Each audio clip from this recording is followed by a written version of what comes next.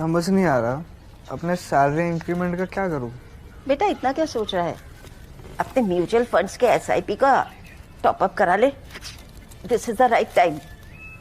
क्या समझ में नहीं आया। बेटा इतना क्या सोच रहा है, अपने म्यूचुअल फंड्स का एसआईपी टॉप अप करा ले। This is the right time. आप समझा।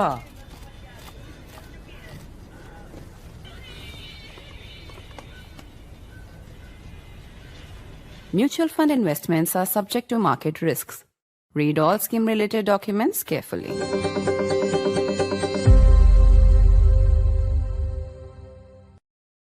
As if there weren't enough shockwaves in geopolitics these days, comes another one, at least in strategic circles.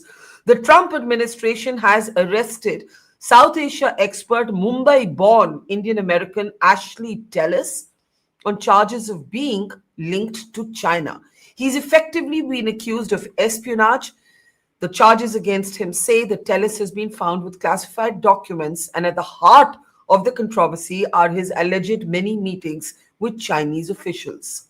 I'm Barkha, you're with the Mojo Story. Strategic circles do not know what to make of this latest dramatic headline. Ashley Tellis, whose latest and most recent columns on the Indo-US relationship were accusing India of harboring great power delusions and urging India to pick a side instead of its multipolar pursuit of the world, has been arrested. And he's been arrested on allegations of effectively being a spook. They haven't used the word, but it's a clear espionage charge, a China asset. The charges against Ashley Tellis, who was born in Mumbai, has been a prominent voice in strategic circles, holds a Tata chair at the Carnegie Endowment, has been a key negotiator when the Indo-US nuclear deal was being hammered out. The charges say that he was found in possession of 1,000 top secret files, and some of these files were stuffed into trash bags at his residence. The charges also say that Ashley Tellis, who's clearly been under surveillance, was spotted carrying a manila envelope to a dinner meeting with Chinese officials. In other words, he's being linked to China through the lens of espionage. Nobody knows quite what to make of this. As I mentioned, his columns on Indo-US relations have been oft-cited, fiercely debated. He has accused India of harboring great power delusions. That was the title of his most recent column, one of his most recent columns in Foreign Affairs. So that's one part of the news we're looking at today. As we zoom out from these developments, there of course remains the larger question of the Indo-US equation, especially after the spectacle that was on display at the Gaza Peace Pact signing, where Trump basically urged the Pakistan Prime Minister Shehbaz Sharif to repeat what Sharif has told him on other occasions. In other words, that Trump should get a Nobel Prize. Shehbaz Sharif obliged happily, even as there are riots in major Pakistani cities protesting the support by the Sharif and Munir regime for the Gaza Pact plan. As we speak, Pakistan has another headache, the challenge from Afghan forces. The Afghan-Pakistan military battle along the Durand Line that had quietened down has erupted again. In fact, in the recent few minutes, we are getting reports of explosions seen once again over the skies of Kabul, pointing to the possibility of a second airstrike by Pakistan. This, as the Taliban fights with all that it has and fights fiercely, releasing the kind of images that you see on your screen. All of this is coinciding with the visit of the Taliban Foreign Minister Motaki to India, a visit that has had its own share of debate, controversies, and headlines, including a first press conference that barred women, a second press conference that included them, and then, of course, the much talked about and much debated visit to Deoband that has seen certain liberal Muslim intellectuals criticizing the engagement along with members of the opposition, and others arguing that this engagement was absolutely necessary from a security lens. Let me introduce two very distinguished voices today as we look at all of these developments, so many that as I was introducing the show, I was thinking, oh my God, what a 24 hours it's been. But that seems to be the kind of perennial news cycle in the age of Trump. I'll start with you. Let me first introduce our guests. Veteran diplomat Ambassador Vivek Karju is with us. Good to see you, sir. And also joining us from the United States today is veteran journalist, columnist Chidanand Rajghata. I'll start with you, Chidanand, because you're there at the epicenter of this latest twist in the Trumpian universe that we inhabit. The Trump administration has arrested Ashley Tellis. All of us who cover foreign affairs have at one point or the other interviewed Ashley Tellis, read his columns, whether agreed or disagreed with them. And as I was saying, his recent column in Foreign Affairs has actually been arguing that India is making a mistake, that this multipolar pursuit, what we call strategic autonomy, isn't going to work. He's also said that India has illusions or delusions of power. These have been his writings. Those writings will now be looked at in a very different way, Chidanand, given his arrest and given the charges against him for effectively being someone who has been spying for China. That's the charge. I want you to tell us everything you know. It's such a startling story. It's only unfolded in the last few hours. What do we know so far? Hi, Barkha. Thank you for having me. So Ashley Tellis is, a Mumbai-born, naturalized U.S. citizen. He's been a very familiar face on the think tank circuit for at least 25 years, 30 years. Works with the Carnegie Endowment, and very respected in the think tank circles. I read the affidavit. It's a 10-page affidavit filed with the FBI very carefully. So a couple of things we need to be clear. One is there's no direct charge of espionage or treason or anything like that. At best, from what I could see, he's accused of accessing classified top secret documents. But also carrying a manila envelope to dinner with the Chinese. What is it? That comes a little later. So first of all, let's remember he has top secret clearance. As a former employee of the State Department, he worked with the National Security Council during the Bush administration. He worked with Ambassador Blackwell when Blackwell was posted to India. So he's been a Washington insider for many years. And there's a little gray area on, what you're allowed to take home, what kind of clearance, and what kind of document. And some of the documents he has access seem fairly serious. It's about, air capability of the United States vis-a-vis China, and so on. The thing is, so they say they found, by the way, not 1,000 documents, but 1,000 pages. Okay, we should correct that. Here and there. And the fact you mentioned the trash bag suggests to me that it was not important enough that he actually trashed it. The most serious part is where they talk of that it's obvious that he's been under surveillance for some time, and some time going back to the Biden administration, because it talks of his meetings with Chinese officials in 2022 and 23. It cites 4 different instances in restaurants in Virginia and Vienna. That's where he lives. And in one of the charges is that he went in with a manila envelope and he came out without it. And another place it says the Chinese gave him a red gift bag, and so on. I don't know whether all this amounts to espionage or this thing, but the implication is that. But you also have to context it with his writing, which actually is decidedly anti-China.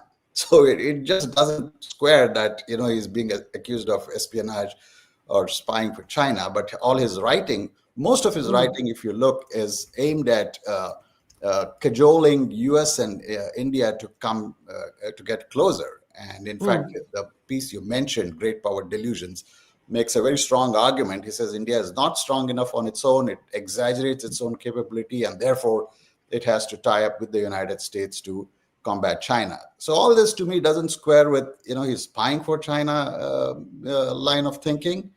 But yeah, nevertheless, it is a serious, charge. Can I ask you one more question before I come to Ambassador Kaju, who may or may not want to weigh in on this issue because the facts and the details are so hazy. I take the point that, it's not that someone has said you're a spy, but he's been arrested, and the insinuation, let's say the insinuation and the innuendo is that he's been seen dining with the Chinese. He's been carrying these envelopes to the Chinese dinners. He has these 1,000 pages. Some of them were stuffed into his cabinet, some of them into trash bags. Thank you for correcting us. Not 1,000 files, but 1,000 secret pages that he should not have been, that should not have existed in his residence. Correct. My question to you is this. He's not a Trump critic. He's been a Pentagon consultant. He's been an advisor to the State Department. He has in the past been an employee of the State Department. So he's not some Washington outsider or critic to Trump, where the Trump administration is showing its vendetta, as we may have, thought about somebody else, right? Yeah. He's very much actually spoken up for the expectations of America from India. That is what his recent writings have all been about. Hence, how do we understand this arrest and this action? So, like I said, this surveillance and tracking of Ashley spans at least two administrations. It goes back 2022. But let me tell you this: handling classified documents or mishandling classified documents is a Washington disease. Let me give you two other names, which come to mind of people who done this. One is Donald J. Trump. The other is Joseph Biden. Okay, both of them. Trump took documents to Mar-a-Lago. It was in his bathroom, yada, yada, yada. In Biden's case, actually, Biden's own attorneys found classified documents which he was not supposed to take to Delaware. But the two more relevant cases are, if you remember, Sandy Berger was the national security advisor during the Clinton administration. Sandy Berger actually went on trial for, possessing classified documents. If I remember correctly, he actually got a 2-year suspended prison sentence. He was put on probation and community service. He coughed up a $40,000 fine, and his law license was suspended. In another case, I remember General Petraeus actually took classified documents and gave it to a woman who was writing his biography with, and he was having a relationship with her, and he coughed up a $100,000 fine, and I think he lost his security clearance. This has happened a few times in Washington, D.C. Whether it's tantamount, obviously the primary charge is that he took home, classified documents, this thing. The bit about spying for China, at first glance, it seems a bit of a stretch, but we don't know what else, what other evidence FBI has and what they'll produce during the trial. But this has happened before, not to minimize it. It has happened before. But the point I'm making is spying for China does not square with Ashley's consistent writings, which are aimed at, strengthening. If anything, he's been a big votary of American primacy. And in preserving American primacy, he's gone so far as to offend a lot of Indians, nationalists. Correct. National Indians. Correct. Who Correct. are outraged that how can you say that we are weak? I think you're correct that the word espionage is not used in the release, but the innuendo is all pointing in that direction. Otherwise, why would there be so much detail about carrying manila envelopes to dinners with Chinese officials? Ambassador Kaju, I know you don't want to wait until we have more details, but I think you were telling us before the show started that there are historical examples. Public memory is short. We have been in this moment before. If you want to just remind us of that example before we move on to so much else that's happening with the Trump administration. Look, as a former civil servant, and career diplomats are civil servants, I can tell you that one has to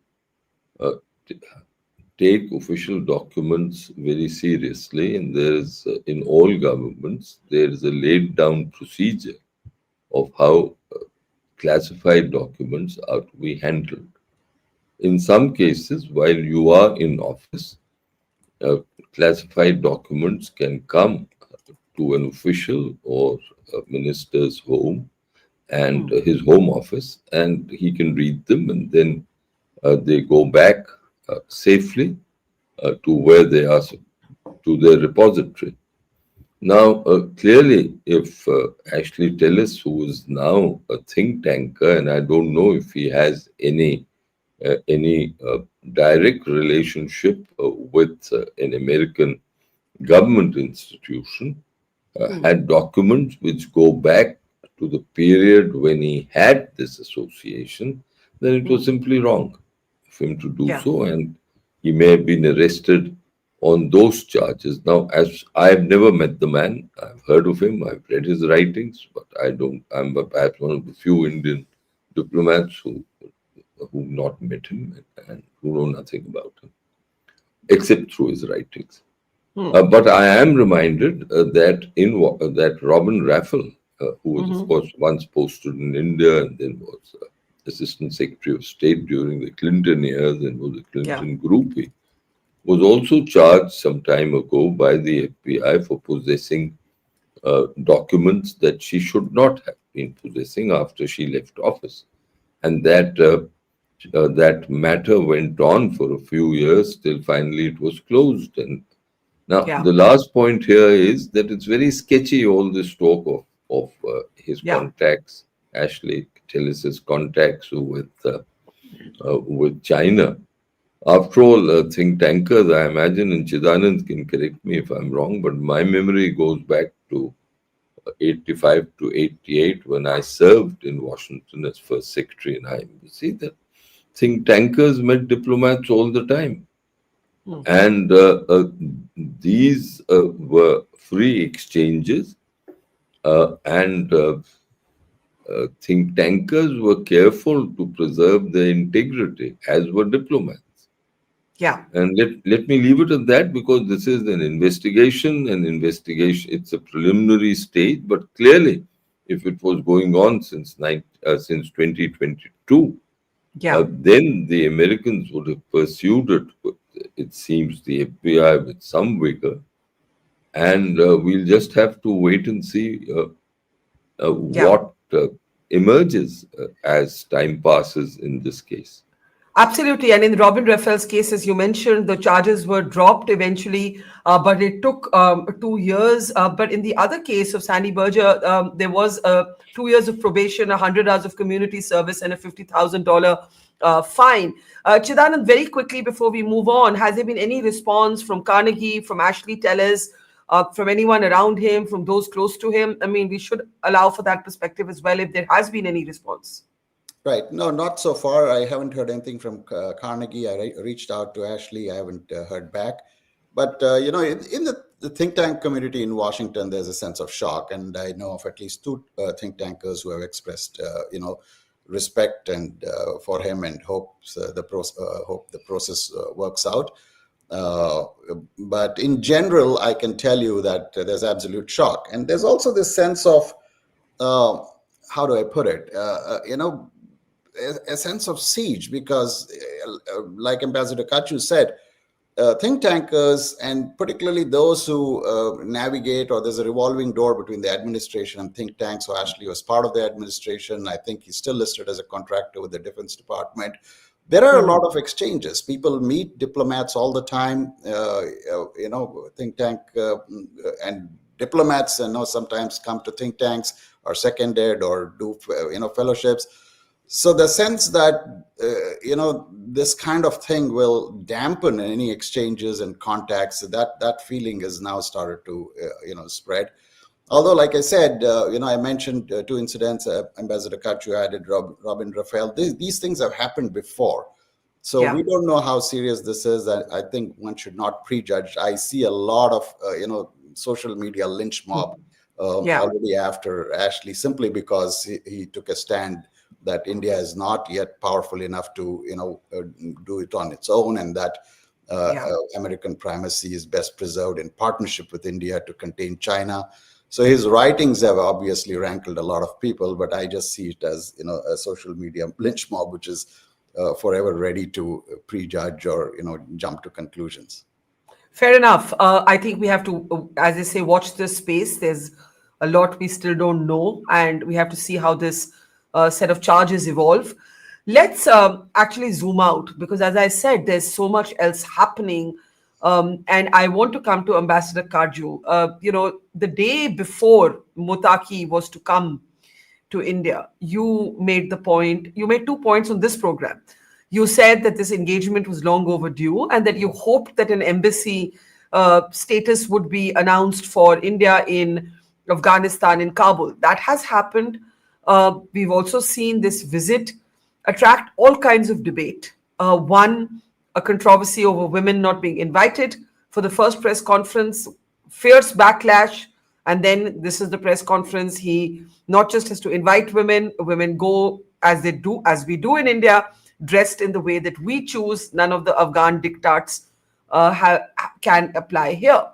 But his visit to Deoband, Ambassador Karju, has attracted even more debate. You've had people like Javed Akhtar, Nasiruddin Shah, some members of the opposition saying, what the hell is going on?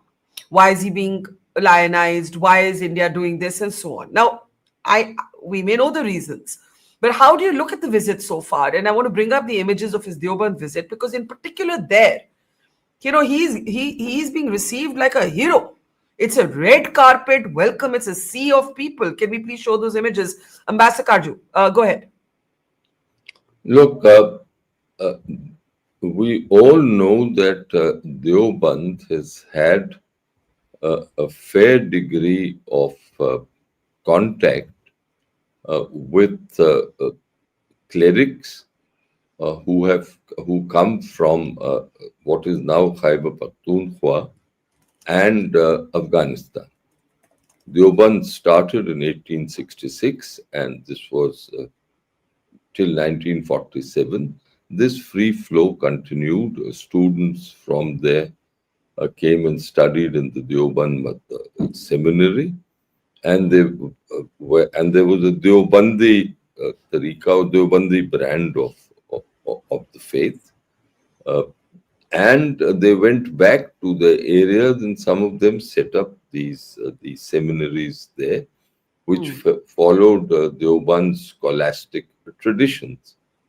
Now, after 1947, these contacts got interrupted, and meanwhile, and from Afghanistan, those students still came to Deoband, but the seminaries that got prominence, especially once the Afghan jihad began against the Soviets, were the seminaries that styled themselves Deobandi, but which were on the frontier areas in Pakistan, and one or two of them were in Karachi.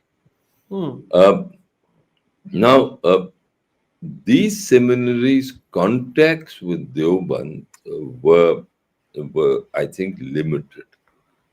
And meanwhile, they also started getting influenced by Islamism, which came from, say, among others, the Muslim Brotherhood.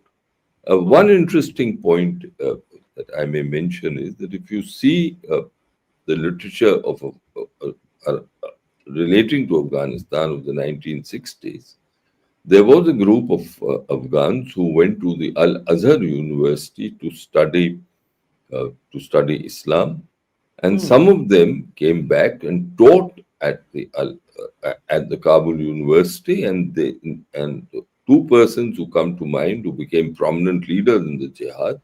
One was Ustad Sayyaf, and the other was President Rabbani himself. They were both scholars. So they brought a certain different tradition. One can call it a more activist Islamist tradition. And the difference is that they became involved in Islamic politics. Yeah, but did you see this visit to Deoband as an example, as some have alleged, of lionizing him, of, there are many who have expressed great discomfort at this sort of the profile of this engagement? No, I for one have a different take on it. I think it's still early days, so I really think we'll have to watch how what it shows. As far as lionizing is concerned, he comes from Afghanistan. I think the people in Deoband would be mindful of the fact that the Afghan Taliban took on the might of the United States and frankly inflicted a strategic defeat on them. With Pakistan, it's a different matter, and it's particularly ironical that Pakistan had the same people, the Afghan Taliban, at odds with another.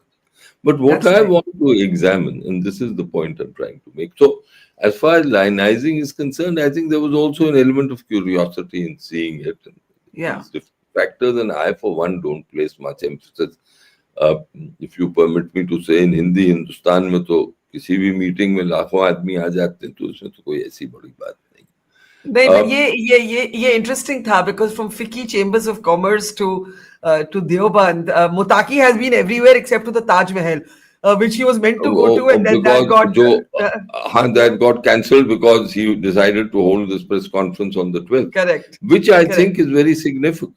Which is very significant because I'm sure he would have got approval from at least Mullah Hassan Akhund, the Prime Minister, and who in turn would have got through to the Supremo, Mullah Hebatullah, and would have said, if women want to come, let them come. But and he batted on the front foot, and I think he showed a certain skill. You may agree or disagree. Some people have said that he was lying.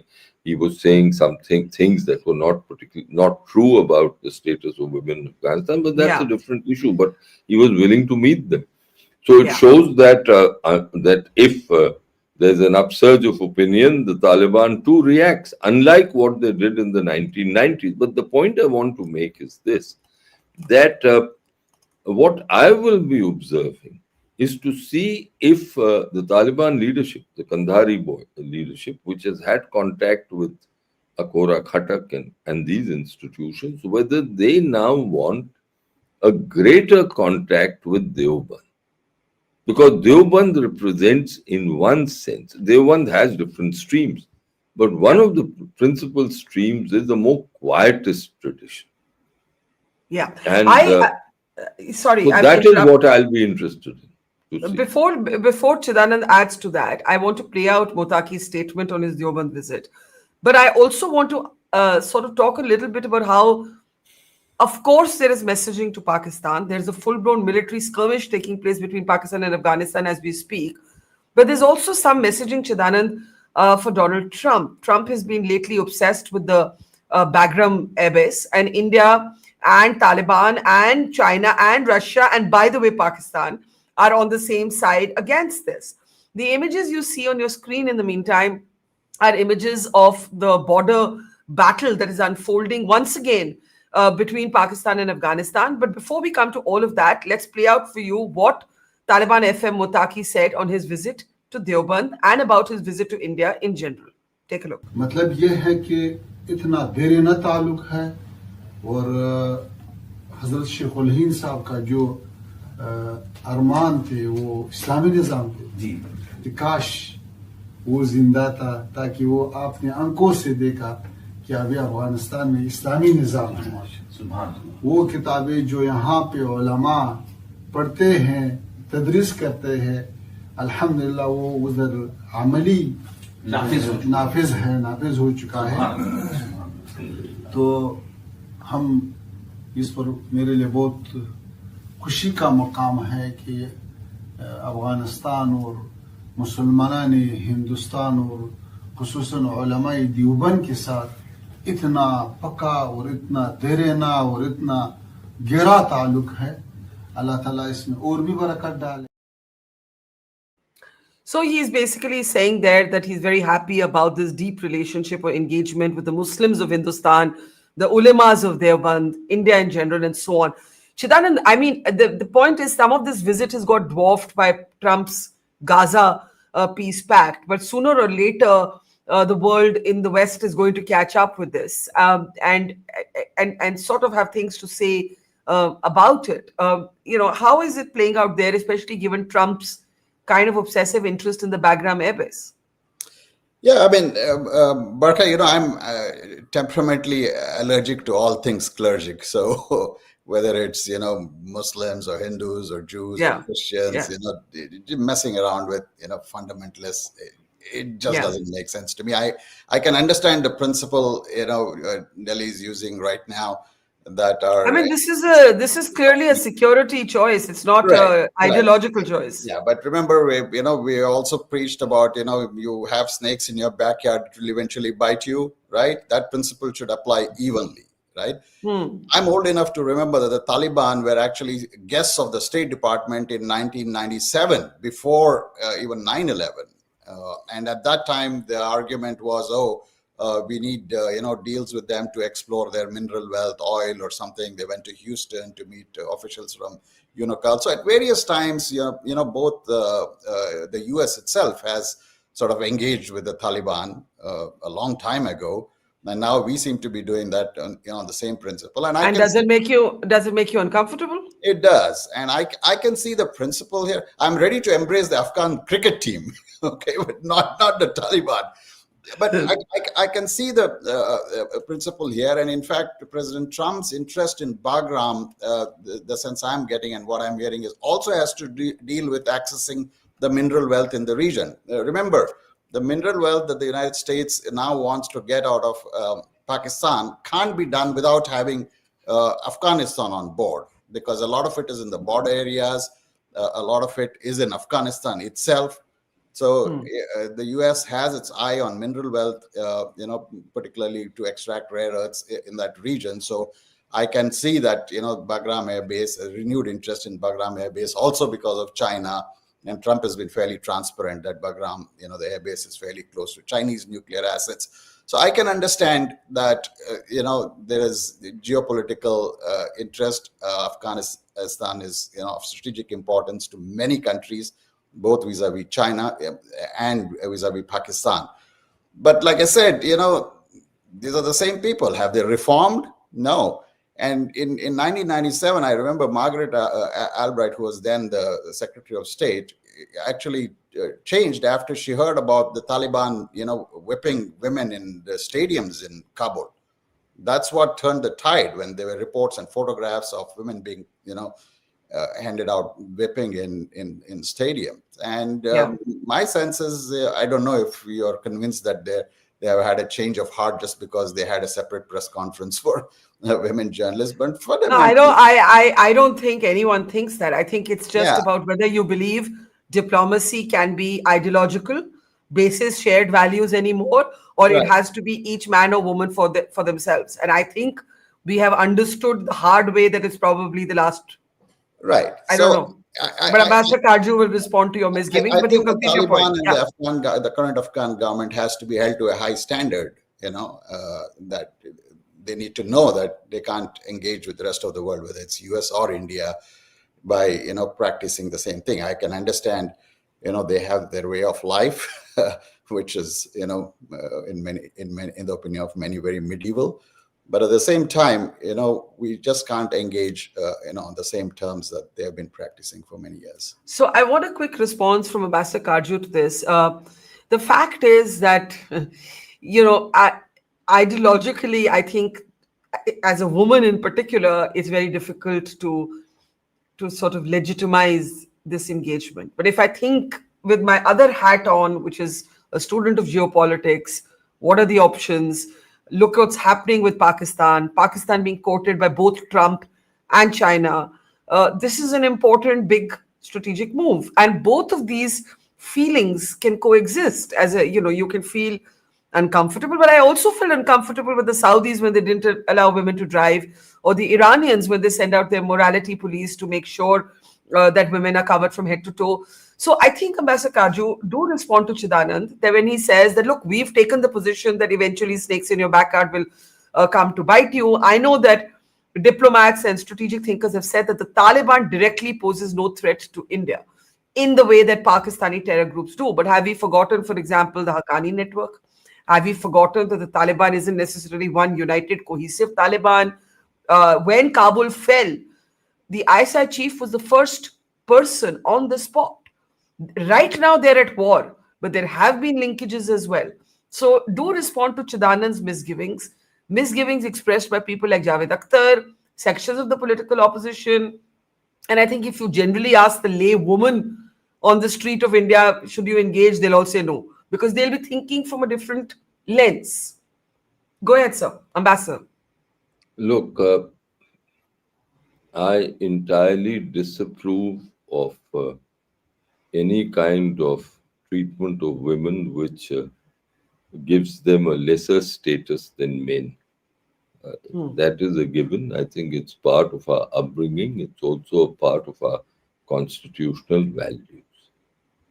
Yeah. But I'm mindful of the fact that somehow this great irateness against Islamic or Islamist conservatism and in Islamist bigotry against women, misogyny, Yeah.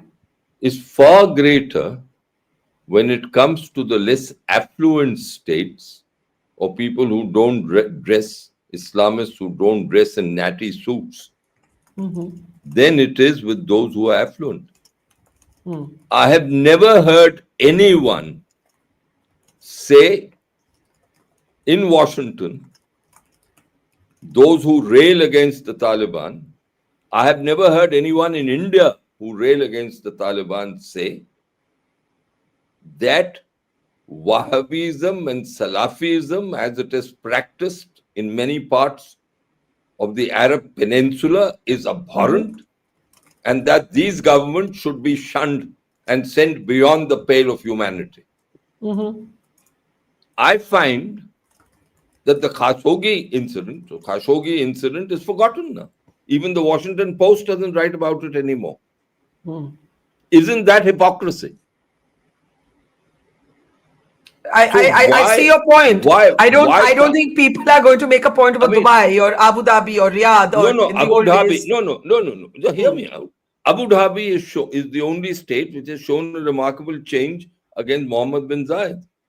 I don't know how deep it is. I don't know how long it will sustain. I've served in Abu Dhabi. I was there between 1979 and 82. And if you had then asked me that, will there be a day when there'll be temples there, gurudwaras there, openly, like Mohammed bin Zayed has allowed, I would have said, I don't think that time will come in my lifetime. But it has. But has the same thing been in Saudi Arabia? Are women allowed to move? They've been allowed to drive, but are they allowed to move around freely without a mahram? So what are we talking about? Just because these guys dress in these clothes that seem strange and they don't wear natty suits. Sorry to use that term again. Yeah. They are pillared. But the Saudi diplomat, whose thinking is as conservative when it comes to women, he's not. Why? I think that is the question that all of us must ask ourselves. Is it linked to prosperity? I don't know. Second, of course, there's a security concern for us. This is not nurturing, we are not nurturing Taliban or stationing the Taliban in our backyard. There won't be any group of the Afghan Taliban here in India. I think the analogy of snakes in the backyard doesn't apply to us. We don't have any Salafi groups or Wahhabi groups or Deobandi groups who use terror, who use, and leave alone the state having any connections with them. We've ruled out that option, even though the Pakistanis have persisted with this for at least 3.5 decades. So, if we are, and I'm the first one, Barkha, who argued that we must open up and talk with the Taliban. I did so in an article in February of 2017 in a national daily. And ever since then, I've been arguing the same thing. Why? Because I saw that the Afghan Republic was not holding, and that the Americans were getting tired, and that the Afghan Taliban would come. And I was also certain, one last point, I was also certain that, and I think I said it on your show too, that there will be I was worried about that interregnum of a couple of years at most. And after, between, when the Taliban may be doing somewhat what Pakistan wants, but that after that they'll go their separate ways. And that's what you've seen. So the thing here is that what does this actually mean?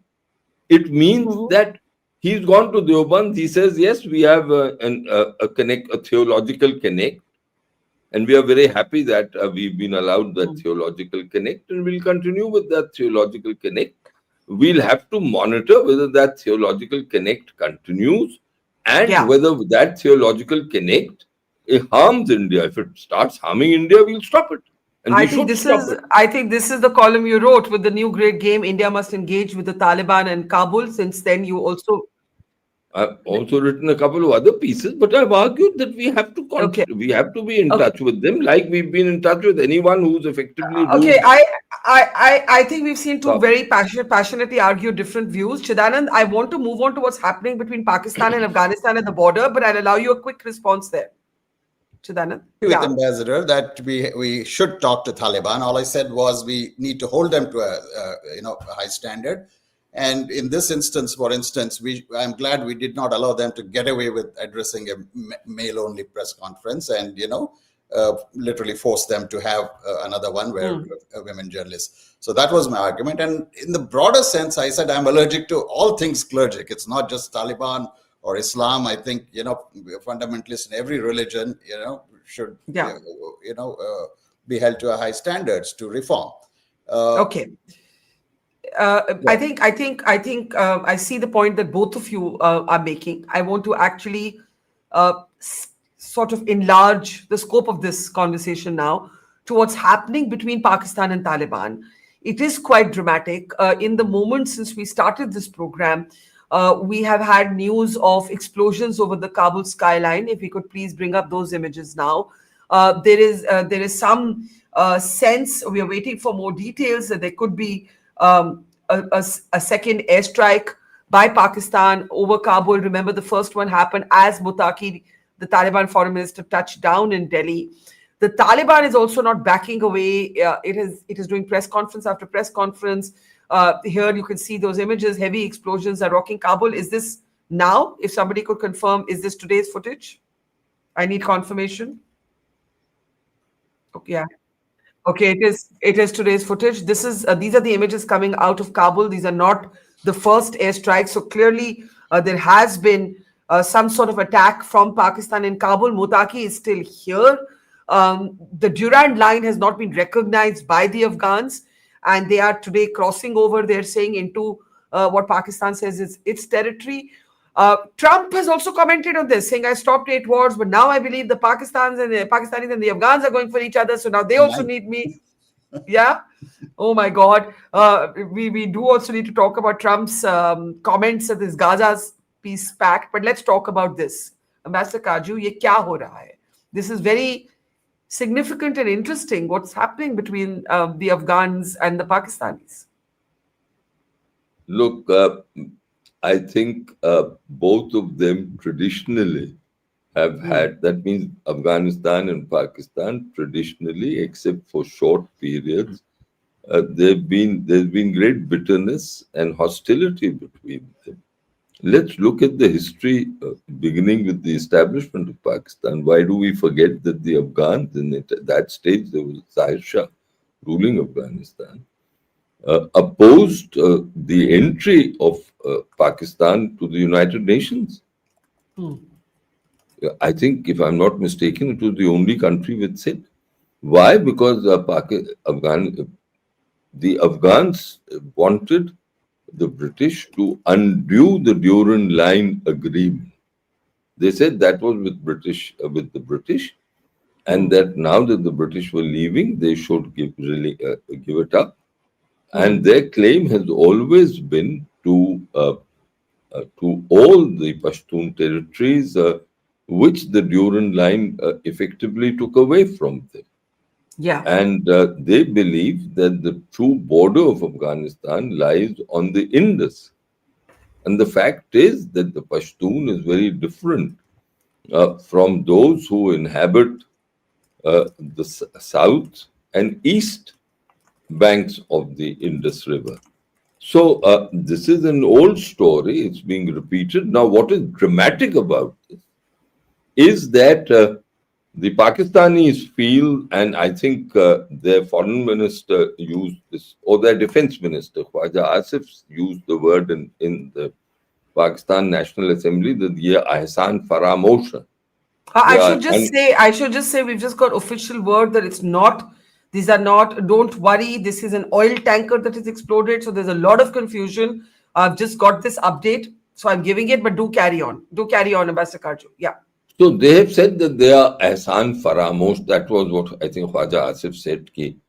And on their part, you see, they have maintained the Taliban, like all Afghan governments, or all Afghans who've been in power in Kabul, have said that we will not be controlled by any other power as far as our foreign policy or our internal policies are concerned.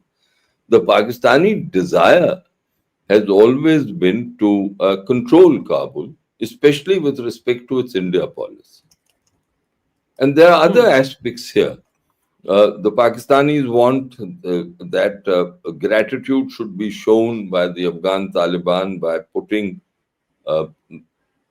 reins over the TTP. Yeah. And they forget that the TTP is kin of the Afghan Taliban and that they'll never do that.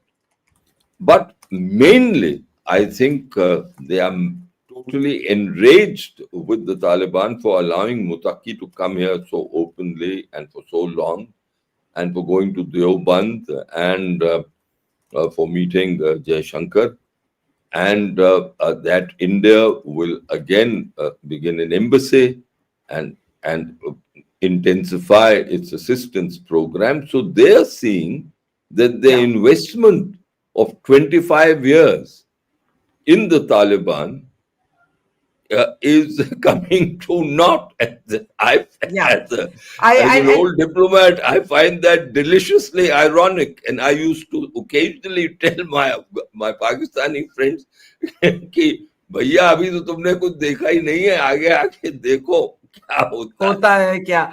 Well, in the meantime, let me, before I give Chidanand a final word, Pakistan is enraged that Mutaqi came to India, was received in the way that he was, met all of the officials of the government. But in the meantime, Trump, and I want to play this clip again, Trump did many odd things, and that's putting it in a very restrained way, at the signing of the Gaza Pact. He snubbed UK Prime Minister Starmer.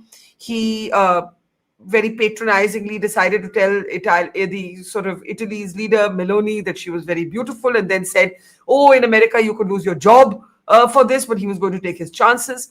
And then he literally urged Shehbaz Sharif, and by the way, he didn't allow Starmer to speak at the podium, but he allowed Sharif to speak, because he was prompting him and saying, Dobara bolo, say it again, what you said about me, I should get a Nobel. I just want to play that clip out and then come back to what's going on between Pakistan and Trump in our closing comments. Let's take a look at that clip. Prime Minister Sharif of Pakistan, and also I have to say my favorite field marshal from Pakistan, who's not here, but the Prime Minister is here, and you're going to give his regards. Where are you? There you were. Thanks for all night. Do you want to say what you said to me the other day? And they thought, Tim, would you like to say what you said? Peace has been achieved after untiring efforts. Efforts led by President Trump, who is genuinely a man of peace, who has relentlessly and untiringly worked throughout these months, day in and day out, to make this world a place to live with peace and prosperity. I don't know how Shehbaz Sharif is going to go back home, where the TLP is on the streets in protest against this. In the meantime, in news just in, Afghanistan and Pakistan have agreed for a temporary ceasefire only for 48 hours, starting at 6 p.m. Well, 6 p.m. in Pakistan time means it started already. Chidanand and Ambassador Kaju, what is going on between Pakistan and America? Like, what was this moment? How do we understand it? He also called Asim Munir his favorite field marshal. He did not allow Keir Starmer, who came up very tentatively to the podium. He said about Starmer, oh, these people are here at 20 minutes notice. This is his closest ally, America's closest ally. He did not allow Starmer to speak. He virtually nudged and dictated to Sharif what he should say. What is going on? Really, what is in Washington? What's the word on Pakistan? Chidanand. Why should anything President Trump does surprise us anymore? That's him. Look, Yeah, I mean, it's very obvious. Actually, on the flight back on Air Force One, when he spoke to reporters, I heard him say he's already started his Nobel campaign for 2026. correct. And he himself said, look, I was too late for 2025 because a lot of this Gaza Middle East thing happened after the nomination, yada, yada, yada. So he's started his 26th campaign already. But on a Yeah. more serious note, I mean, obviously, I think we now know the story that, the courting of Pakistan, a lot of it has to do with rare earths and accessing rare earths, because this is a serious problem. I mean, I looked into it some depth yesterday, and it's astonishing how the United States has let go. The United States was the lead country in refining rare earths in the 1990s, and like so much else, they let it go. They were asleep on the watch, and the Chinese literally took it away from them in between 2000 and 2010. So they're trying to get it back. And, from everything I understand, I don't think anyone's told him that it takes years to refine, rare earth minerals and ores into rare earth elements. It's a very long and very laborious process. And the reason US lost it was because there were so many environmental implications and regulations. But yeah, I mean, right now, Pakistan is flavor simply because, Field Marshal Munir and Shahbaz Sharif brought a box full of rare earth ores and showed it to him. I don't think anyone's told him yet that there's a long process. I'm told that now that the US is going to start, or has already started, a very speedy campaign like they did with the COVID, Operation Warp Speed, to get back this, lead they had in rare earths, or at least self-sufficiency in rare earth elements. But that's going to take at least anywhere from 2 to 5 years, even if they do it at warp speed. For the next 2 to 5 years, expect Pakistan to be, the flavor in Washington, because that is number one priority right now. The Chinese have already laid down the line that their export of rare earth elements is going to be very, very stringent. And that affects not just, EVs and stuff. The F-35, the latest fighter jet, for instance, uses a lot of rare earth element-based heavy magnets. It's there in missiles, in aircraft carriers, in all aspects of U.S. defense. And I think this has come as a shock to the United States that they ceded, this technology and the lead that they had to China so easily. And literally China, I mean, has been on a stealth mode for almost, 25 years. And they're completely monopolized, start to finish, the refining of rare earth elements. And that's come as a very big shock to the US. So Master Karju, Sergio Gore made a very unusual, I don't know if Chidanand also wants to add to that, very unusual visit. He wasn't here to present his credentials, but he met with the Prime Minister, he met with the Foreign Minister. He is going to be the envoy for all of South and Central Asia. Chidanand says, expect Pakistan to be the flavor of the American season for some time. And I think a lot of our Afghan strategy has also been maybe necessitated by the fact that we cannot not be a participant in the larger play of security in South Asia. How concerned are you in the manner in which Trump praised Asim Munir from the podium at a Gaza Pact signing? Prime Minister Modi chose not to go, and in retrospect, everybody says, thank God. But the closing word to you on this Pakistan-Trump love fest. Look, I'm conscious of a few factors. The first is that I think on rare earths, I agree with what Chidanand said. And I think that's a factor, a very important factor in the US-Pakistan relationship. The second is that strategically, I think the Pakistanis, the Americans have more or less made it clear that India's western neighborhood, they would like the Pakistanis to play a primary role. And that is, hence, it is very important for us to consolidate ourselves in Afghanistan. And that process is on. It won't be an easy process. But I think we've got to do that. But the are two other factors which are significant. The First, one of these is, I think, if you note what Shehbaz kept stressing was that Trump saved millions of lives in South Asia. Now, what was he saying? He was really saying that I mean, I thought he was saying that there could have been a nuclear war and he prevented that war. Precisely that, and that is something that we've denied all through, and correctly, because there was no signaling from Pakistan about nuclear assets being used. So there, I think we are on firm footing, but he has said it 40 times, and as is being rightly said by Sadanand, that this is start of a campaign, and he would consider us to be, I won't use the word inimical to his campaign, but at least cold to his campaign. So that is something significant. The more interesting part, let me say, I won't say more interesting, but equally interesting for me, is that till now the Pakistanis have traditionally been capable of and successful in juggling their relationship with China with the United States. Now, will it become a little more difficult for them? That's a very interesting question, Chidana. Very quickly, to end where we began, Ashley Tellis had been arguing that India's multipolar, I think one of his columns was called Multipolar Polar World, Bipolar Reality, or something like that, but basically pick a side. What about Pakistan?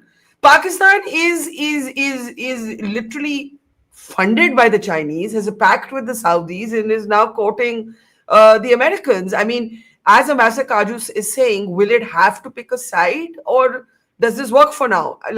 Because Trump, who wanted a deal with the Chinese, right now isn't in that mind space. Right now, things have soured. So how's that being seen? Well, basically, President Trump would like a deal with every country on the planet on U.S. terms. I mean, it's as simple as that. Some countries recognize it and try and accommodate it, and some countries don't. A lot of Ashley's writing, by the way, on U.S., India, and China predate this latest development on the rare earths front, and Pakistan coming back into favor.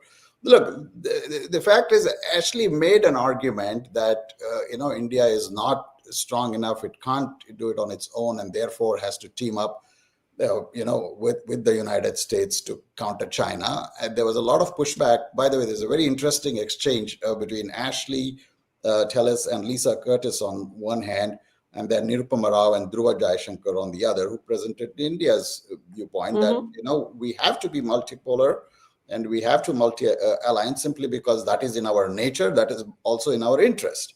After all, it's easy for the United States, to say, to beat up China or, take an antagonistic stand. But China is our neighbor, and we have a billion people 1.5 billion on either side have to coexist. So we can't exactly, toe the US line on China. So yeah, I mean, it's a complex situation, and Pakistan, in fact, was marginal in that whole conversation. But I mean, there were plenty of people who disagreed with Ashley, but it was a very healthy debate, and I didn't see get any sense that he was shilling for China. So I just wanted to sort of end where we began. That Ambassador Kaju made this interesting point that Pakistan's now going to have to make a choice, and that's the point that Tellis was making. You're not saying that, Ambassador Kaju? You're not saying that? Well, the thing is that they've juggled it in the past. Let's see what they do now. Okay, fair enough. Chidaran, sorry, you want to finish your sentence? Yeah, I was saying the same thing. Just as India doesn't have to make a choice. I mean, there's no binary here. This is a multipolar world. We are starting to recognize that. There's only one country which believes that it can still be a unipolar world, and we'll see. Well, we are. One thing Trump has demonstrated is that much as we may find him hilarious when we are not sort of, rolling our eyes in disbelief, his choices have consequences. His choices have consequences. His actions have consequences. They have certainly caused, I would say, a deep sort of reset in India's strategic doctrine, even if not spelt out. I think we've also understood, I think Ambassador Kaju was reminding us of this the other day, that nothing is permanent anymore in geopolitics. The Taliban that was a pariah 4 years ago in one context, today for security reasons is not a pariah. This could change all over again in the next 3 years. And, countries have to be much more agile. We're living in extremely volatile and turbulent times. Thank you, gentlemen, for helping us make sense of some of that turbulence. Ambassador Kaju, Chidanand, and Rajkhatta, thank you for your time. Really appreciate it. Thank you very much. And the Afghanistan-Pakistan ceasefire has now been officially announced. Let's see how long that lasts. 48 hours to begin with, we're told. So yes, the news does continue relentlessly. We live in extremely, extremely volatile times, as I was saying. But thank you nevertheless, and see you soon. Thank you. It's great to see you here. Thank you for watching our work. If you haven't subscribed yet, don't forget to click the bell icon and subscribe to Mojo Story and support independent, robust journalism.